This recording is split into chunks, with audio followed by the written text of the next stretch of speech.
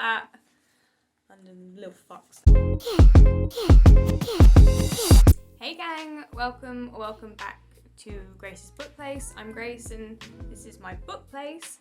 Today I'm going to be doing my December wrap-up and January TBR all in one because it's just easier. So we'll kick off with my December wrap-up. I read 5 books in December. If you'll remember, I didn't have a TBR for I didn't have a TBR for December. I don't know why I'm being weird about that. I didn't have a TBR for December because it was my birthday month and Christmas and quite hectic. So I just decided I was going to mood read. So let's see what I ended up picking up. So the first book that I read in December was Richard Osman's The Thursday Murder Club. I really enjoyed this. I picked it up because I had it for ages and the second one's come out and I really want to read the second one and I want it in hardback ideally, so they look cute together on the bookshelf.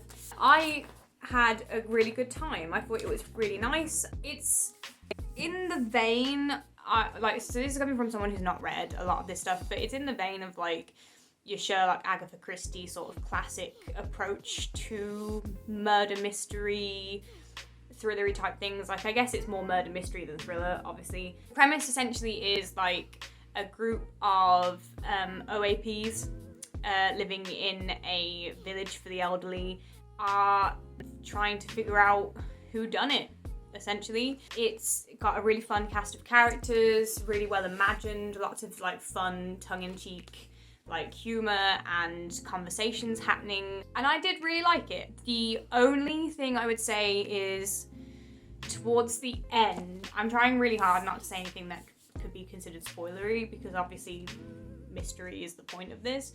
The twists and turns towards the end are all very clever, everything works. Richard Osman is a really intelligent guy, obviously, he's known for that.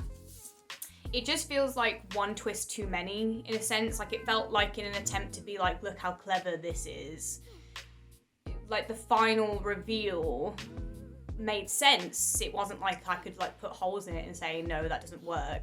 It just was so many twists happening and so out of left field that it felt like it almost wasn't possible for you to figure it out, and that took some of the fun out of it for me. Like, I love being duped by a mystery. I love like not figuring it out, like that's really like, but I like to try and feel like I could have if I'd have worked at it, or like, oh yeah, like I can see now how that is that, like, and I could understand, like I understand why the decision was made at the end, but a part of it just felt like oh like yeah, that makes sense, but not as fun as it could have been in a sense. I don't know, maybe that's just me, because overall it all completely works and it was good. So, I mean, if I was gonna rate it, I probably would give it 4 stars. Also, let me know if I should be rating these, because I have an aversion to star ratings, but I'm starting to feel like maybe I should do them because it helps like viewers out. And also, if I'm gonna do it, I need to do it soon because I have a lot of books that I need to go through and rate then, because I'd like to have all my books rated. Anyway, it was a good time. The next book I picked up was The Manningtree Witches, which I've been wanting to read for a while. This book was heavier than I thought it would be. For some reason, I thought it was going to be a bit more fantastical than it was, and I'm not mad that it wasn't, because it ended up being a really interesting and hard-hitting read. The orange tabs, I don't know if you can see those. They're not very clear, I don't think, on the... But the orange tabs are for things that annoyed me, and this book is full of that. Not because the book was wrong or the book was annoying in any sense, just because the like subject matter. This book is literally a historical reimagining, or not reimagining, but imagining. This book is an imagining of what realistically was happening during the witch trials in England in 1643. So the orange bits that are like annoyed me is usually someone being extremely sexist or awful to women. And I think this is an important read, and it has a lot of interesting conversations about Christianity and religion generally and its approach, but obviously because it's 1643 England, predominantly Catholicism versus Protestants and Puritans. Yeah, and like lots of applying the Bible in dubious and questionable ways, and it really interesting, but just a lot, like very heavy, lots of sadness as a woman, lots of things being said that were rage-inducing, and yeah, I thought it was very, very good, but definitely do not read this if you do not think you are in a mindset for it. But I am glad I did read it, and I think it was a very interesting and informative read. So yeah, the next book I read, I don't actually have a copy of, so I'll put a picture here. I read And Away by Bob Mortimer. It was the only non-fiction that I read this month, and I read it because I bought it for my dad for his birthday, and I really wanted to read it to know like it was good and it intrigued me, so I gave it a read as well, and it was really good. I really enjoyed that. Like, I only discovered Bob Mortimer recently-ish through watching Would I Lie to You. I saw him on Would I Lie to You, and he's really funny, seems like a really nice guy, and then I've been wanting to read this book for a little while, and I thought it was really interesting, really lovely, heartfelt, funny, and I had a really good time reading it. There's no real way to rate it or anything because it's Bob Mortimer just talking about his life experience, but he's had a wild time and had some good stuff and bad stuff going on, and I thoroughly enjoyed hearing his take on all of that stuff. So if you like comedians generally, but if you like Bob Mortimer, definitely give it a go because it's very lovely, and I usually struggle reading non-fictions, and I read this one fairly quickly because it was just fun to read. The next book that I read in December was Iron Widow. My mum bought me this for my birthday, and so I thought I would immediately start because I was really excited to read it. I did not love this. I can see what it was trying to do, and I think maybe for younger audiences it will still do that. For me, it felt extremely juvenile and sort of heavy-handed in its actual writing. I was so excited for this because I love anything with like feminist messages or whatever, and this has feminist messages but like spelled out for you, like in your face from the get-go. Like it just states feminist views rather than actually telling a story and allowing you as the reader to sort of pick up on or subtly, I don't know, like it just felt a little bit like I could tell that this should be marketed to teenagers, young teens maybe, or whatever. But then there's some aspects on which you'd be like, oh, maybe not. I just feel like the writing wasn't very good. And I'm really sorry to say that. I don't like saying bad things about books. I just was so excited for this because it's sci-fi, fantasy, feminism. Like, it has really good representation, obviously, because it's an East Asian setting and author. And I was just so excited for that combination. And don't get me wrong, there are still some brilliant things about it. I thought that the whole, like, for want of a better, like the chi system, the magic system, which it wasn't really magic in the same way, but I guess sort of, but like, I thought all of that was really good and really interesting. The reason I actually finished it, like read it to completion, is because all of the like big mechanisms and the fighting and all of that was done really well, I thought, and was actually interesting enough for me to continue reading.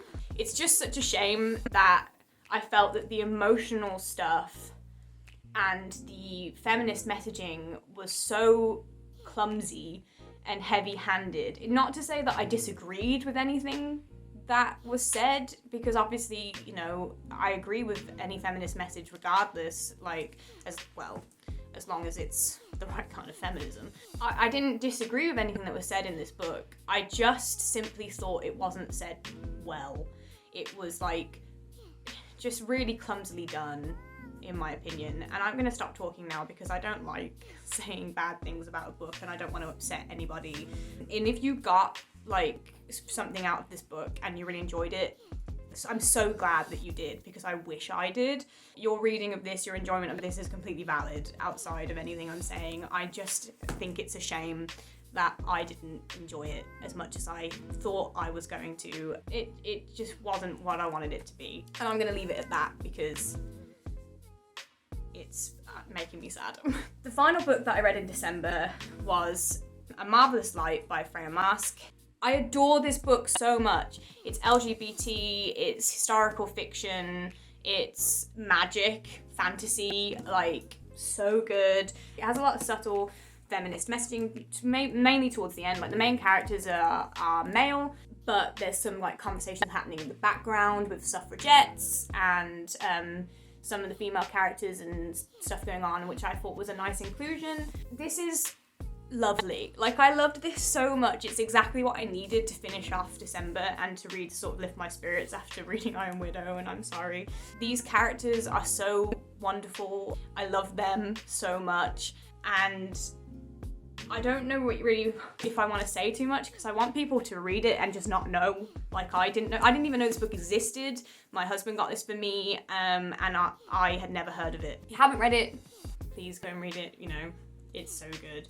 It's just magicians in England in an alternate reality, like it's an alternate setting. Where does it say? I can't remember what it's roughly set in the 1900 time, like early 1900s. And so it's like a historical fiction, but it's an alternate London. It's an alternate version of that. So it's like you know, historical vibes in a sense, like that sort of era period drama stuff, and that's really lovely, which is why obviously we can have the suffragette conversation. It's like a very romantic book, but also like with such a heavy emphasis on the fantasy, which I love. Like I like books usually that are fantasy plot driven with some subtle romance that I can enjoy in the background. This was a lot more heavy on the romance, but in a way that ties in really beautifully with the plot and like the driving force of the book and all of the stuff that's unfolding. And I believe this is number one. I believe it's a trilogy, and so I'm extremely excited for the next two to come out. I don't know, I just love this book, and I will probably be including it in my favorites of 2021. That concludes my December wrap up of the little stack. I had a really nice time reading in December, just picking stuff up and not worrying about having to like complete a set TBR, so that was really fun. But now we're back to our regularly scheduled thing, so let's move on to our January TBR. Hi, we're over here now, and the lighting is different because I got food, so it's a couple of hours later. But now we're doing the January TBR.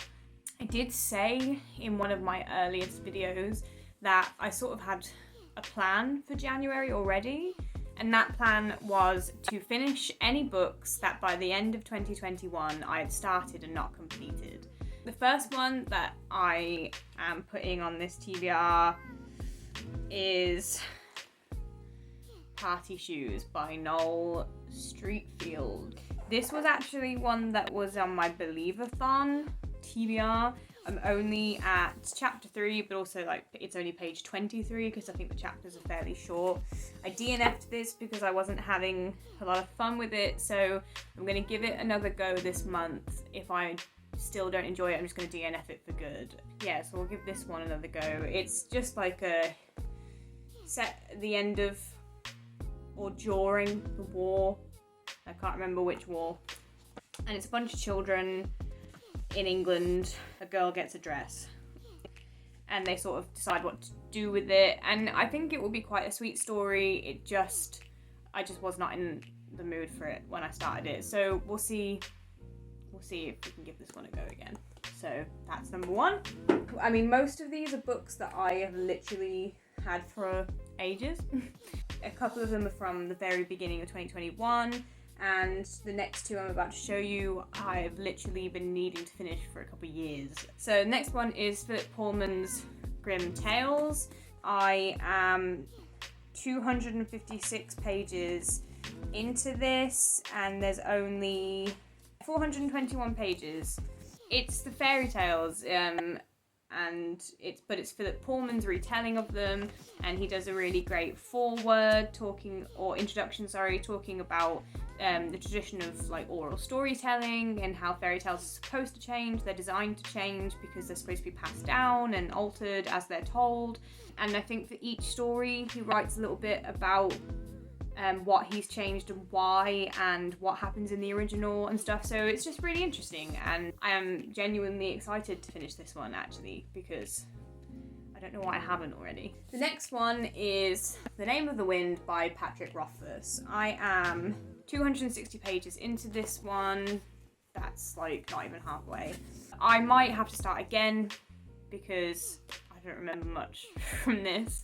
And I have the sequel that I'd like to get to, Wise Man's Fear. I know that this is supposed to be a trilogy, and people who already love this series have been waiting for ages for the third one. So I'm not looking forward to joining their ranks, but I am excited to finally actually read this story. So there's that one. The next one is Women Don't Owe You Pretty by Florence Given. This was one that I was reading earlier this year because I wanted to see what all the fuss was about, both positive and negative. I'm chapter 6, page 66. This book doesn't take very long to get through. I just think that with non-fiction, I struggle a lot. Like, I'm always more interested in a fiction, so I think that's what happened with this one. I moved on to other things, and I would like to just finish this to have an informed opinion and, yeah, really see what it's all about. The next one is David Mitchell's Dishonesty is the Second Best Policy. This book sounds really bad, but it's been really easy to sort of disappear from, mainly just because it's like individual essays, so you can come back and dip in whenever you want to. So I'm 107 pages in. I'd like to get this finished. I might make it my mission to read an essay a day because they are very funny and interesting, and I love David Mitchell, and I just want to be able to say that I've finished this one and I was enjoying it. I just think because it was so easy to stop, it was easy to have a break to find something else, and I kept getting distracted. So I need to finish this one. The next one from that list of things that I've started and need to finish is Breaking Bread with the Dead, which I don't have with me because my mum is currently borrowing it and I think is using some stuff from it for her PhD. So don't know when I'll see it, but I'll put a picture here. Yeah, so I don't know when I'm going to see that again, but hopefully I'll get to finish it. I didn't get very far into that, literally like 20 pages or something. It's another non-fiction, which would explain why I didn't finish it, but I was really interested in the topic. It's all about literature, about classic literature, about how we should interact with it, or at least a conversation about how we do interact with classic literature and different themes from different times, and whether we disregard certain things just because they're from times where they didn't think the same as us or whatever. So it's interesting. Those are all of the books that were like things I need to finish. There's a couple more to just add quickly to this TBR, which is already 6 books long, which is one more than I would, well, that's not true. That's about roughly how much I would want to have on my TBR, and I've got 2 more to add. So the first one is The Silence of the Girls. This was a gift from my mum for Christmas or birthday. I am only 28 pages in, literally not very far at all, but I've already started it because I was interested and I wanted to give it a read. And also my mum bought me so many books for Christmas, and I know that she'll want me to read them quickly so I can tell her if I like them or not, so I thought I'd give this one a go. So I want to finish that one just because I started it this month, whether that was a silly decision or not. Here we are. And then finally, I have started an in-person book club. It kicks off this month with 3 of my friends from where I live. So the first book that we have decided we're going to read for this book club is Beloved by Toni Morrison. It's a classic. I'll read the blurb. It is the mid-1800s, and as slavery looks to be coming to an end, Seth is haunted by the violent trauma it wrought on her former enslaved life at Sweet Home, Kentucky. Her dead baby daughter, whose tombstone bears the single word beloved, returns as a spectre to punish her mother, but also to elicit her love. Told with heart-stopping clarity, melding horror and beauty, beloved is Toni Morrison's enduring masterpiece. My mum lent me this book a little while ago, and she was like, you have to read this, because she teaches literature, so I guess she was like, here's one if you haven't read, you should read. Yeah, so I've been wanting to read it for a while. We did a poll of this and 2 other options, and this is the one we chose. So hopefully I will be sitting in my living room with my friends having a chat about this at the end of the month. So that's exciting. No, that is my larger than desired TBR for January. I predict that I will not finish all of these books, but if I do, that's great. I think that I would like to finish, there's 1, 2, 3, 4, 5, 6, 7, 8. I'd like to finish 6 out of these 8 and I'll call that a win. We shall see. And to be honest, like, it's not a full 8 books because some of them I've already started and I'm over halfway through, so really maybe I should just finish them all, but send me your good vibes and your thoughts and your prayers and hopefully I can finish this TBR. Anyway, that's my start to 2022. It's a lot, and it's classic New Year optimism, so let's see if we're still optimistic or completely crushed by this reading month. Thank you so much for watching and hanging out with me, and subscribe and follow my links that are down below to my Instagram and stuff, Goodreads. I'm also on Storygraph under the name Grace's Bookplace if you're interested in following me there. Yeah, hopefully see you next time. Bye!